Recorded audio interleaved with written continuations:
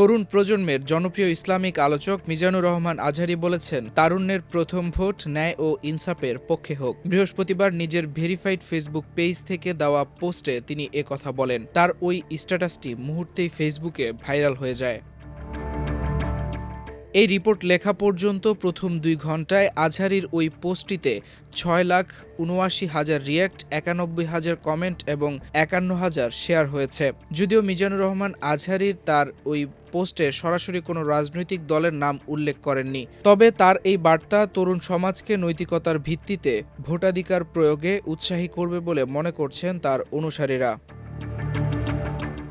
আজহারীর ওই পোস্টের পরই একই ধরনের ক্যাপশনে পোস্ট করেন ডাকসু ভিপি সাদিক কায়েম। এর আগে গত ১৪ জানুয়ারি ঠিক একই পোস্ট করেছিলেন শিবিরের সাবেক সভাপতি জাহিদুল ইসলাম। আজহারীর এই পোস্টটি শেয়ার করেছেন শিবিরের আরও একজন সাবেক কেন্দ্রীয় সভাপতি সালাউদ্দিন আইয়ুবী। এছাড়া ফেসবুক ব্যবহারকারীদের মন্তব্যে উঠে এসেছে নানা ধরনের মতামত। কেউ বলছে ন্যায় ও ইনসাফের প্রতীক ধানের শীষ, আবার কেউ বলছে দাঁড়িপাল্লা এবং কেউ অন্যান্য প্রতীকের কথাও লিখেছেন। তবে দেশের বর্তমান প্রেক্ষাপটে তরুণদের সচেতনতা এবং সঠিক সিদ্ধান্ত অত্যন্ত জরুরি। সরাসরি কোনো রাজনৈতিক দলের নাম উল্লেখ না করলেও তার এই ন্যায় ও ইনসাফ এর বার্তাটি তরুণ সমাজকে নৈতিকতার ভিত্তিতে সিদ্ধান্ত নিতে উৎসাহ করবে বলে মনে করছেন তার অনুসারীরা।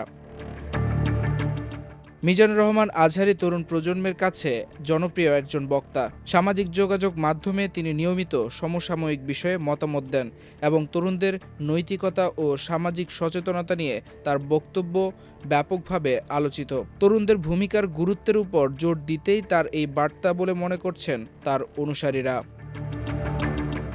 মাল্টিমিডিয়া ডেস্ক, আমার দেশ।